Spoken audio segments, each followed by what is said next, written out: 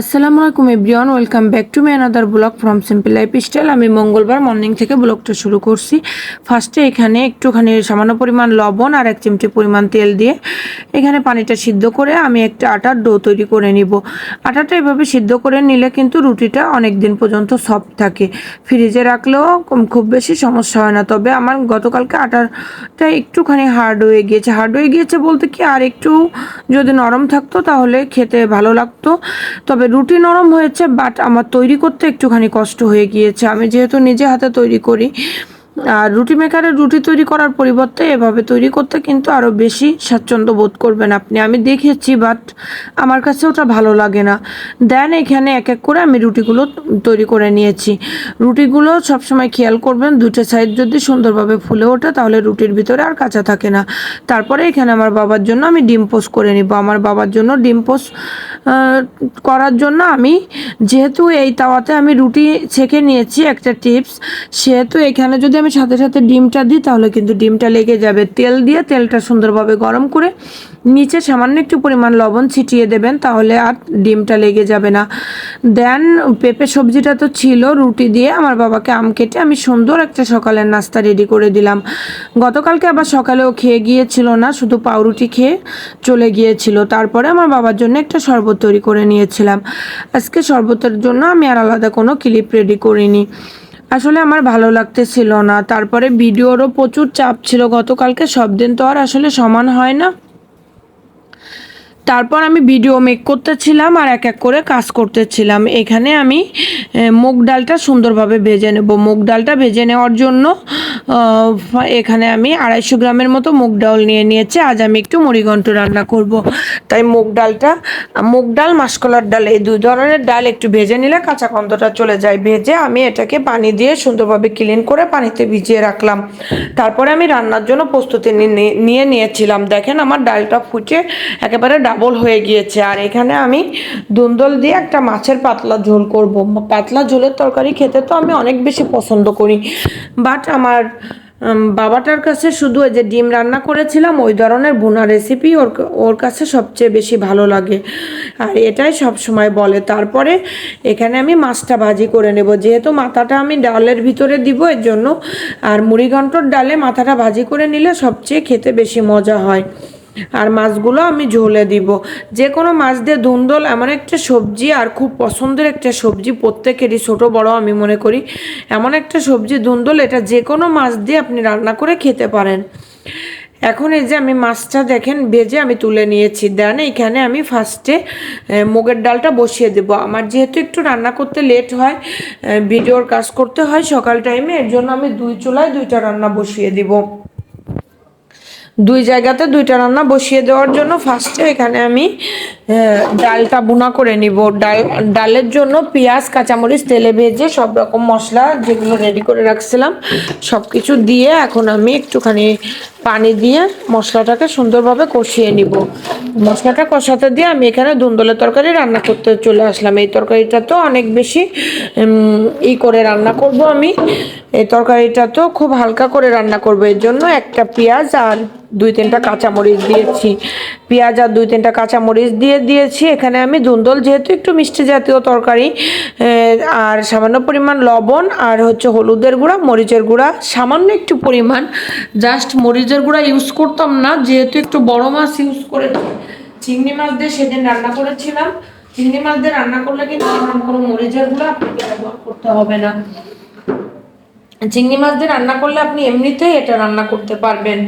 তারপরে এই মশলাটা দেওয়ার পরে সামান্য একটু পরিমাণ পানি দিয়েছি। পানি দিয়ে তারপর আমি মশলাটাকে সুন্দরভাবে কষিয়ে নিয়েছি। মশলাটা সুন্দরভাবে কষানো হয়ে গেলে এখানে আমি সবজিটা দিয়ে দিব। সবজিটার কালারটাও যেমন সুন্দর এসেছিল, খেতেও কিন্তু অনেক বেশি মজা হয়েছিল। আর এই ধরনের হালকা তরকারি খেতে তো আসলে অনেক বেশি মজা হয়। তারপরে আমি এর ভিতরে মাছটা দিয়ে দিয়েছি। অনেকে আবার ভাজা মাছটা ঝোলের পানি দেওয়ার পরে দেয়, বাট না, আমি যদি মাছটা ভেজেও রান্না করি তবুও মাছে একটু কষানোর সময় দিলে আমার কাছে ভালো লাগে। যেহেতু ভাজি মাছ সেহেতু এটা তো আসলে ভেঙে যাবে না, ভেঙে যাওয়ার কোনো সম্ভাবনাও নাই। এর জন্য আমি এভাবে একটু দিয়ে নিতে পছন্দ করি। এখন এই পর্যায়ে মাছটা আমি সুন্দরভাবে কষিয়ে নিব। আজকের ভিডিওর ভিতরে হয়তো বাইরের কোনো সাউন্ড থাকতে পারে, যাই হোক আমি হাতে একটা কাজ করতেছিলাম আর ভয়েস ওভারটা করছি, এর জন্য একটুখানি সাউন্ড আসতে পারে, এটাকে ইগনোর করবেন।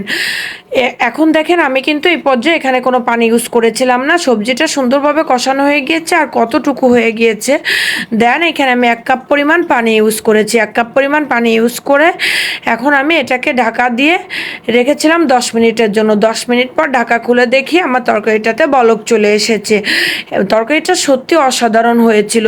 আমি তরকারিটা কিন্তু গ্যাসে বসিয়েছিলাম, আর ইন্ডাকশন যেহেতু প্লেন পাত্র, তাই ইন্ডাকশনে আমি মাছের মুড়ি ঘন্টটা বসিয়েছিলাম। কথাটা আসলে জড়তা চলে আসতেছে, শরীরটা ভালো লাগতেছে না খুব বেশি। তারপর মশলাটা, মাছের মাথাটা কিন্তু একটু ভেঙে দেবেন, ভেঙে দিলে মুড়ি ঘন্টতে তো মাছের মাথা ভেঙে মুড়ি ঘন্ট রান্না করা হয়। মাছের মাথাটা ভেঙে দিবেন, তাহলে একটু ভালো লাগবে খেতে, ডালের সঙ্গে মাছটা মিশে যাবে। তারপর মাথাটা দিয়ে কিছুক্ষণ মশলা কষিয়ে নেওয়ার পরে আমি এখানে ডাল দিয়ে দিয়েছি। ডালটা দিয়ে 10 মিনিটের মতো একটুখানি কষিয়ে নেবেন। 10 মিনিটের মতো কষিয়ে একটু নাড়াচাড়া করে তারপরে 1 কাপ পরিমাণ পানি দিয়ে দিবেন। পানি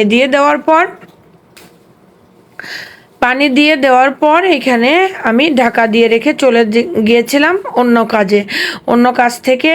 তারপরে আমি এসে দেখি ডালটা সুন্দরভাবে ফুটে উঠছে, আর ডালটা কিন্তু এই পর্যায়ে প্রায় 80% কুক হয়ে গিয়েছে। এখন এই পর্যায়ে আমি সামান্য একটু পরিমাণ গরম পানি অন্য চুলাতে বসিয়ে দিয়েছিলাম। আর এই ধরনের তরকারিতে কিন্তু গরম পানি ইউজ করতে হবে, ঠান্ডা পানি ইউজ করা যাবে না। এর ভিতরে আমার মাছের তরকারিটা কমপ্লিট হয়ে গিয়েছে। খেতেও যেমন মজা হয়েছিল, দেখতেও কিন্তু বেশ হয়েছে। আপনাদের কাছে কেমন লাগবে দেখতে আমি জানি না, বাট আমার কাছে অনেক বেশি মজা হয়েছে। তবে গতকালকে একটা বিষয় হয়েছে, সেটা হচ্ছে ডালের রেসিপিটাতে আমার একটু হলুদের পরিমাণটা কম হয়ে গিয়েছে। যেহেতু ডাল জাতীয় তরকারিতে আমি একটু হলুদটা কম ইউজ করি, বাট গতকালকে যেহেতু মাছের মাথা দিয়েছি, আমার এটা মনে রাখা উচিত ছিল। পরবর্তীতে দেখি কালারটা আর একটু সুন্দর আসতো যদি আর সামান্য একটু পরিমাণ হলুদ গুঁড়া ব্যবহার করতাম। ডালটা প্রায় মুড়ি ঘন্টটা আমার কমপ্লিট হয়ে গিয়েছে। এই পর্যায়ে কিছু কাঁচামরিচ এর উপরে দিয়ে দিবেন, অনেক সুন্দর একটা ফ্লেভার আসবে এবং ভাতের সঙ্গে নিয়ে আপনি খেতে পারবেন। আর একটা বাগার তৈরি করে নিয়েছি। পাশের চুলাতে আমি একটা বাগার তৈরি করার জন্য দিয়েছিলাম। বাগারটা তৈরি করে আমি মুড়িঘণ্টর ভিতরে দিয়ে দিয়েছি। আসলে সব ক্লিপ তো ওইভাবে নেওয়া পসিবল হয় না, আর আমার অনেক বেশি কষ্ট হয়ে যায়। দেখেন আমি মুড়িঘণ্টটা নামিয়ে ফেলেছি। সব দিক থেকে পারফেক্ট ছিল, বাট আর একটুখানি হলুদের পরিমাণটা যদি বেশি দিতাম, খেয়াল ছিল না, তাহলে আর একটু সুন্দর আসতো কালারটা দেখতে। এই পর্যায়ে আমি মুড়িঘণ্টটা নামিয়ে নিয়েছি। আর অন্য দুইটা তরকারিরই আমি কিন্তু এই পর্যায়ে ফাইনাল লুক নিয়ে নিব। এভাবে আপনারা যে কোনো মাছ দিয়ে এভাবে মাছের মাথা দিয়ে মুড়িঘণ্ট করে খেয়ে দেখবেন, অনেক বেশি মজা হয়। এটা আপনারা মুগের ডালটা সাধারণত আপনারা ডিম দিয়েও রান্না করতে পারেন। মুগের ডাল তো আমার আগে অনেক বেশি পছন্দ ছিল, এখন ভালো লাগে, বাট খুব বেশি একটা না। তবে মুসুরির ডালটা এখন একটু বেশি ভালো লাগে। তবে মুগের ডাল কেনা হয়, খিচুড়ির ভিতরে একটুখানি মুগের ডাল ভাজি করে দিলে খিচুড়িটার স্বাদ কিন্তু দ্বিগুণ হয়ে যায়। এর জন্য মাঝে মধ্যে কেনা হয় অল্প পরিমাণে। এখানে আমি দুইটা সবজি নামিয়ে নিয়েছি, এটা ছিল ফাইনাল লুক। তারপরে আমি ভিডিও ভয়েস ওভার করছি, আরও অনেকগুলো কাজ ছিল, সেগুলো শেষ করে আমি এখন বিকালে নাস্তার জন্য সন্ধ্যার নাস্তার জন্য আমি এখানে ব্রেড ছিল, ব্রেড দিয়ে দুইটা স্যান্ডউইচ তৈরি করে নেব। স্যান্ডউইচ তৈরি করার জন্য তো আমি আলাদা একটা ভিডিও আপলোড করেছি। আপনারা যদি চান তাহলে এভাবে বাচ্চাদের জন্য বাসায় স্যান্ডউইচটা তৈরি করে নিতে পারেন। সত্যি খেতে অসাধারণ হয়েছিল। আমার বাবাটা বলছে অনেক বেশি মজা হয়েছে।